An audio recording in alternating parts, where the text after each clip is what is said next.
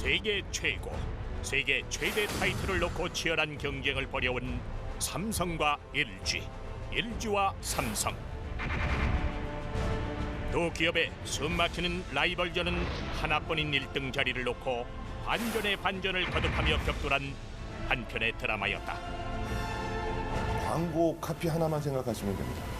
아무도 2등은 기억하지 않습니다. 이런 광고를 삼성이 사죠. 그래서 반사적으로 자기네는 1등이다라는 이야기를 하고, LG는 그때까지만 하면 챔피언 정신이어서 우리는 언제나 그랬듯이 1등이고 계속 1등을 지켜나가겠다라고. 숙명의 라이벌로 대한민국 경기를 이끌어온 LG와 삼성의 기술 전쟁. 도전과 응전으로 이어진 폼질 경쟁은 대한민국 기업사의 명승부로 기록되고 있다. 삼성은 관리의 삼성이에요. 그리고 금성은 기술의 금성이고. 세계 가전 시장을 이끄는 자랑스러운 두 개의 대한민국 브랜드. 반세기 동안 이어지고 있는 왕좌의 게임. 그 역사를 돌아본다.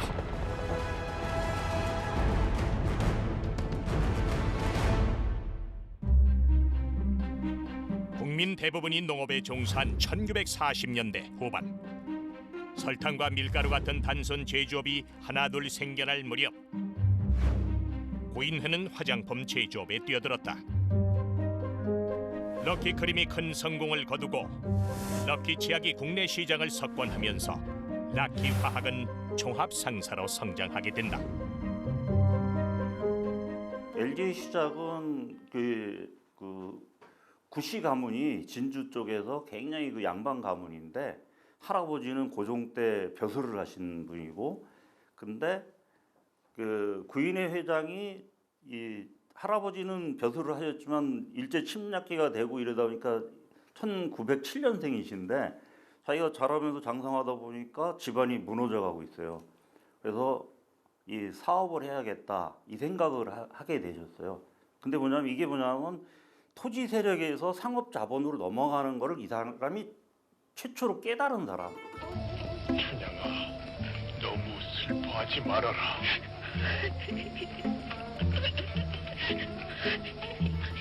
서방님, 한양 가시더라도 소조 본 듯이 이렇게 작을 수시 없어서.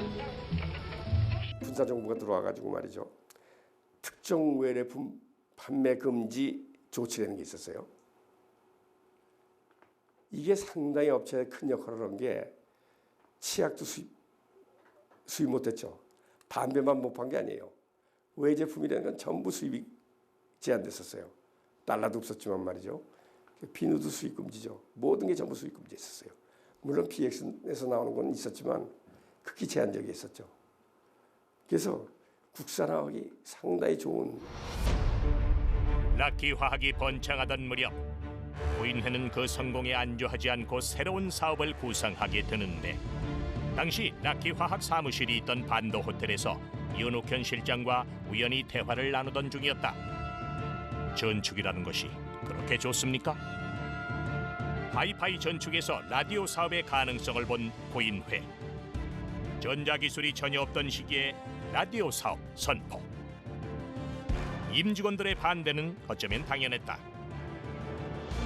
하지만 우리도 한번 해보자란 그의 결심을 직원들도 바꿀 수 없었다. 그리고 1958년 10월, 지금의 LG전자를 잇게 한 샛별이란 뜻의 금성사를 설립하는데, 이로써 한국 전자 산업의 새벽이 열린 것이다. 윤옥현이라는 그때 기획실장이 계셨어요. 그 양반이 LG전자를 만든 최고의 공신이에요. 어떻게 보면. 그래갖고 이게 뭐냐? 음악이 너무 좋다. 그랬더니까 하이파이브 음악입니다. 우리도 이거 만들면 안 되겠냐? 이 벤처 정신이 발동하는 거야. 부인회 회장이. 그러니까 사장님, 그때는 회장이 아니고 사장이었죠. 사장님, 우리 라디오도 못 만드는데 어떻게 이런 걸 만들 수 있다고 생각하십니까? 너무 기발하세요. 그랬더니 그럼 우리 라디오 만들자. 이후 고인회는 라디오 생산에 총력을 기울였다. 최고의 경쟁력은 열정이란 것을 그는 이미 터득하고 있었던 것이다. 1959년 11월 드디어 제1호 국산 라디오 A501이 세상의 빛을 보게 된다. 전자산업의 불모지나 다름없었던 이 땅에서 역사적인 한 발을 내디딘 순간이었다. 열악했었죠. 그 곤비아 라인에 한 20-30명씩 앉아가지고 이제 생산하는데 여자 정원분들 보면은 생활 어려우다 보니까 출근할 때 보면은 제대로 된 신발을 못 신고 슬리퍼 같은 것을 신고 들어오는 정원을 많이 본 것을 지금 기억을 합니다만 상당히 안타까웠던 시절이었던 것 같습니다. 그러나 대중은 금성사가 내놓은 국산 라디오를 외면했다. 미군 부대를 통해 들여온 밀소품과 중고 라디오를 수리해 파는 전파상들이 시장을 점령하고 있었기 때문이다. 설상가상 당시 불안정한 전력 상황 탓에 라디오 수신이 제대로 되지 않자 이날의 화살은 모두 금성사로 향했다. 그렇게 적자 운영이 수년째 계속되자 금성사 내부의 동요가 일기 시작했다. 라디오 사업을 중단하느냐 강행하느냐 갈림길에 선 고인회. 그 순간 아버지의 가르침이 떠올랐다. 뭐든지 10년은 해봐야 안다. 그 당시 가격이 비쌌어요. 라디오가 뭐 같이 나왔냐면 선풍기하고 같이 나왔어요. 선풍기도 잘 안 팔리고 라디오도 잘 안 팔리고. 그러니까 라디오 가격이 금성사 직원의 3개월 가격이 있었거든요. 3개월분 월급에 맞먹는 가격이니까 팔릴 리가 없죠. 그러던 어느 날 박정희 대통령이 금성사를 방문했다.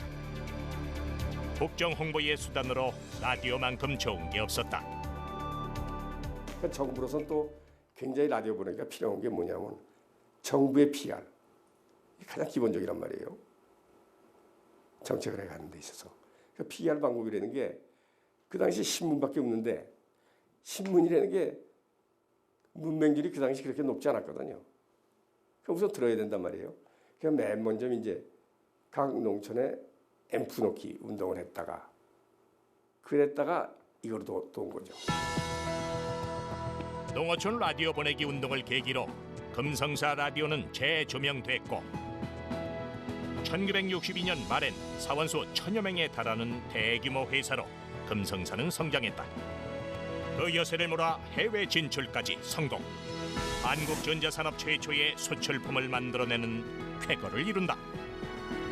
그리고 1966년 마침내 최초의 국산 텔레비전 VD191을 선보이기에 이른다. 금성사의 트레이드마크인 골드스타는 이때부터 우리나라 전자제품의 상징처럼 자리했다. 월남 파병 장병들한테 그 특별 서비스에 면세 티켓을 줬어요.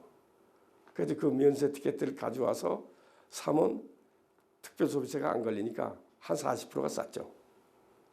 그래서 그 장병들이 와서 그 티켓을 팔기도 하고 자기가 텔레비전 사기도 하고 이래가지고 갑자기 보급이 폭발적으로 늘었죠. 당시 텔레비전 한 대의 가격은 약 68,000원.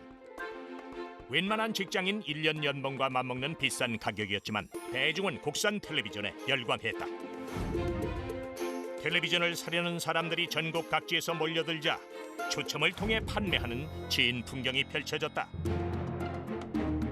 68년도에 텔레비전이 금성 흑백 TV전이 나오면서 그것도 처음에 그냥 아무나 살 수 있는 게 아니라 그 무슨 경쟁이었어요. 뭐 10대 1, 20대 1, 30대 1 그거 하나 살려면 그렇게 물품이 많지 않으니까 예약을 받아가지고 추첨을 해서 뽑혀야 텔레비전을 살 수 있는. 그때 이제 텔레비전 오면서 막 인물 순위를 뽑혀가는데 날 제일 먼저 뽑으러 왔어. 목소리가 너무 이쁘니까 저 여자가 누군가 하고 왔다가 이제 실망하고 그냥 간 사람들이 많아요. 그때 이제 텔레비전이 지금 생기면서 바뀌었지만 그때 연속곡의 인기라는 건 뭐 말도 못했어. 드라마를 하는 시간이면 텔레비전 앞에 사람들이 몰려들었고 드라마 속 배우의 대중이 열광하기 시작했다.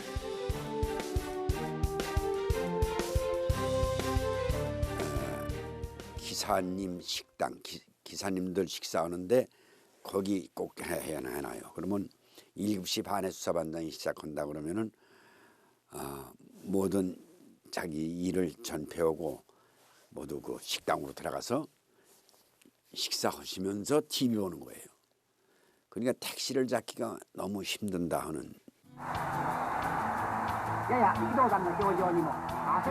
그렇게 텔레비전은 대중의 삶 깊숙한 곳까지 파고들었다. 지구 반대편 저 멀리서 날아오는 사전오기 승전보에 온 국민이 TV 앞에서 기쁨의 눈물을 흘리기도 했다. 수아나, 엄마야. 나 참견 먹었어. 그때 홍수환이 모르면 간첩이었죠.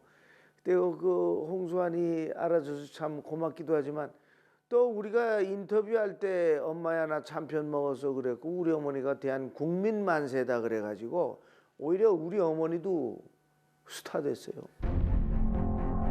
이렇게 금성사 TV가 최고 주가를 달릴 무렵 고인회의 중마 고우였던 이병철이 금성사를 둘러보고 간다. 그리고 얼마 가지 않아 1969년 설탕을 만들던 이병철이 전자산업 진출을 선포하는데 불꽃 튀는 경쟁의 서막이 열린 건 어느 골프장에서였다. 고 회장, 우리도 전자사업을 하려고 하네. 삼성 이병철의 전자사업 진출 선언에 금성의 고인회는 큰 충격을 받았다. 이병철이 자신의 텃밭과 다름없는 전자사업에 뛰어드는 것이 섭섭하고 노여웠던 것이다. 한때 영원한 우정을 과시한 이병철과 고인회, 두 사람은 삼성의 전자사업 진출 선언으로 돌이킬 수 없는 강을 건너게 된다. 이병철 회장께서는 주로 휴가를 하거나 쉴 때 일본에 가게 됐습니다. 당시 일본은 전자산업이 아주 날개를 달고 있었죠. 뭐 도시바라든가 또는 마쓰시다, 소니 이런 회사들의 그 성장을 보면서 아마 좀 사업가적인 감이 돌지 않았나. 이병철과 고인회는 같은 고향과 같은 초등학교 출신. 게다가 사돈까지 맺은 사이였다. 평소 사람 사이의 신뢰를 중요시하던 고인회였기 때문에 이병철에 대한 실망감은 더 클 수밖에 없었다. 라디오를 최초로 만들었고 LG가 가전생활 제품의 선도적 역할을 했던 기업이 바로 LG라 봐야 되겠죠. 그런데 그 당시 1960년대를 그걸로 확장 일로로 사업을 걸어왔던 소위 굉장히 많은 이익을 창출하는 그런 것들이 가전사업 부분인데 여기에 삼성이 1969년도에 삼성전자를 창립하게 됩니다. 여기에 대해서는 소위 같은 파이를 두고 이제 쪼개야 될 판이 있으니까. 금성뿐만 아니라 국내의 크고 작은 전자업체들이 무슨 수를 써서라도 삼성의 전자사업 진출을 막고자 했다. 좁은 국내 시장에 삼성이 참여하면 모두 도산할 게 불보듯 뻔했기 때문이었다. 당시 이제 기존 업체들이 이제 LG, 대한전선 이들이 이제 가장 큰 경쟁 업체인데 이들이 적극적으로 이제 이 반대를 해요. 이유는 뭐냐면 삼성까지 끼어들어오면은 이 우리나라 이제 가전업 시장 자체가 이게 그야말로 공급과잉이 된다. 그러면 기존 업체도 다 죽는다. 들끓는 여론에도 불구하고 삼성은 금성사가 설립된 지 10여 년 만에 우발기자로 전자시장에 뛰어들었고 곧 업계에 큰 파장을 일으켰다.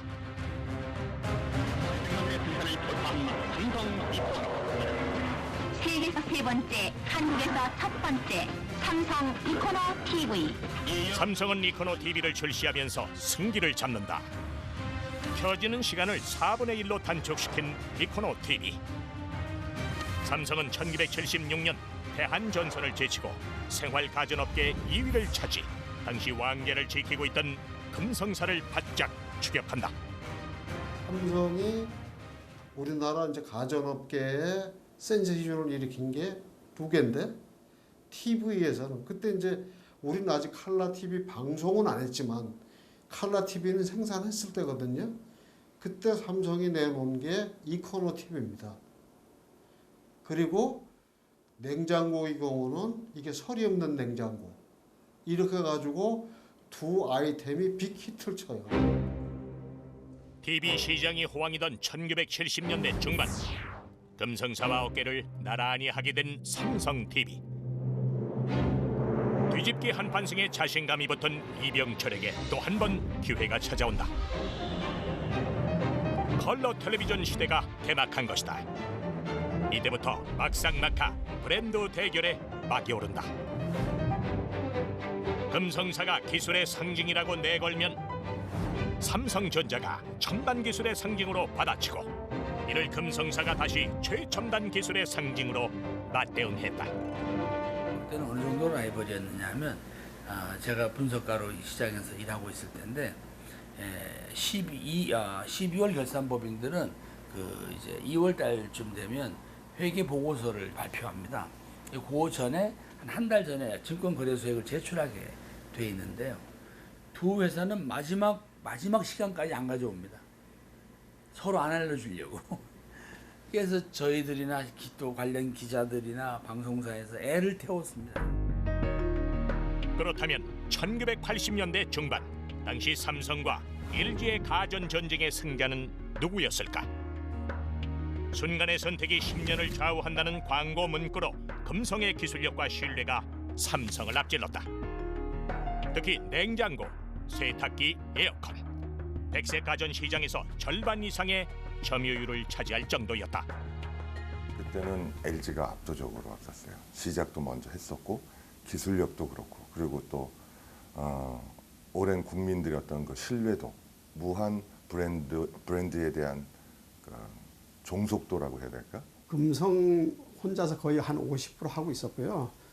삼성하고 그 당시에는 83년도 4년도 그때만 해도 삼성이나 대우, 이제 대한전선이죠. 대우는 뭐 비슷했어요. 1987년 삼성의 일대 변화가 시작된다. 지금 이건희 회장께서 입장하고 계십니다. 이건희 회장이 삼성 2대 회장에 취임한 것이다. 우리는 지금 국내외적으로 수많은 시련과 도전이 몰려드는 격동의 시대를 살고 있습니다. 제2의 창업을 가꾸는 선봉으로서 온신의 힘을 다하여 그 소임을 수행할 것입니다. 제2의 창업을 선언한 이건희 회장. 우리가 보여줘야 될 게 있잖아요. 새로운 선택이 필요하고.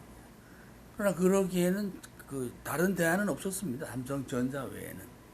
그분이 이제 하나 더 한 게 있지요. 훗날 손을 뗀 자동차가 있지만, 그러나 그건 굉장히 시간이 많이 걸리고 또 사이즈도 작은 회사였기 때문에 새로운 총수로서의 역량을 집중하는 대상으로 삼성전자를 삼았던 것도 90년대에 속도 경영을 하게 된 요인이라고 보여집니다. 한편 1990년대 가전업계에 다크호스가 등장한다. 대우전자의 탱크 시리즈는 당시 백색 가전의 제왕이었던 금성을 위협할 정도였다. 비로소 국내의 가전 시장은 LG, 삼성, 대우 3파전으로 확대됐다. 냉장고든 세탁기든 그다음에 뭐 전자레인지도 저희가 맨 처음에 이제 출시했는데 그런 것들 전부 다 아주 그냥 고장 안 나도록 이렇게 튼튼하게 만들어야 된다 그랬는데, 나중에 그게 탱크주의가 된 게 그게 거기서 발단한 겁니다. 그다음에 또 하나는 어차피 우리가 이제 경쟁을 해야 되니까 가능하면 신제품들을, 새로운 개념의 제품들을 많이 시장에 내자 그랬는데, 1990년대까지 품질 면에서 LG에 한 발 뒤처진 삼성. 특단의 조치, 역습 시나리오가 절실한 때였다. 다가올 세기말 급변하는 시대의 가전 시장이 디지털화하면서 이대로는 살아남을 수 없다는 판단을 내린 이건희 회장. 드디어 중대한 결정을 발표하는데, 극단적으로 얘기해. 농담이 아니야. 마누라 자식 빼는 건 다 바꿔봐. 마누라 자식 빼고 다 바꿔라. 가히 혁신적인 선언이었다. 독일에서 그 전날 회의한 그 테이프가 온 거야. 그게 틀어지더라고.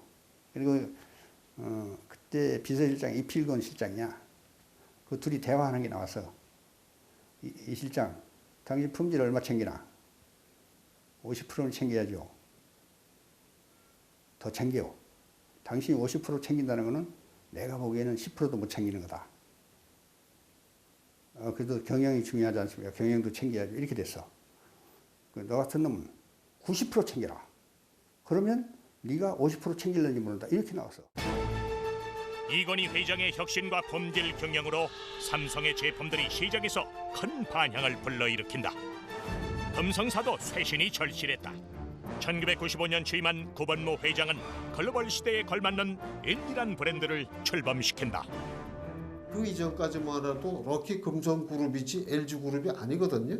근데 이 구본모 씨가 회장을 맡으면서 이름을 과감하게 LG로 바꿉니다. 그건 뭐냐면 앞으로 시대가 국제화 시대이기 때문에 이름도 좀 국제화 시대에 걸맞게 그렇게 이제 부르기 쉽게 LG로 가자. 1997년 국내 냉장고 시장에도 변화가 찾아온다. 삼성전자가 지펠이라는 양문형 고급 냉장고를 내놓으며 프리미엄 가전 전쟁에 불이 붙은 것이다. 지펠은 일반 냉장고보다 가격이 3배나 비쌌지만 소비자들은 열광했다. LG 역시 곧바로 디오스를 출시하며 본격적으로 지펠 따라잡기에 나섰으나 지펠의 아성을 무너뜨리기엔 역부족이었다. 그때는 양문 여닫이 냉장고 말이라는 말이 없었어요. 지펠이라고 했어요. 외국 냉장고도 지펠 얼마예요? 버버리가 바바리가 그러면 대명사가 되듯이 지펠이 양문 여닫이. LG의 디오스 냉장고는 당시 최고의 인기를 누리던 시문하를 광고 모델로 캐스팅해 바짝 추격에 나선다. 삼성의 지펠 냉장고 역시 톱 탤런트 이영애를 내세우며 여심잡기에 열을 올린다. 에어컨 시장 역시 마찬가지. 처음으로 스포츠 선수 김연아를 모델로 내세운 건 삼성이었다.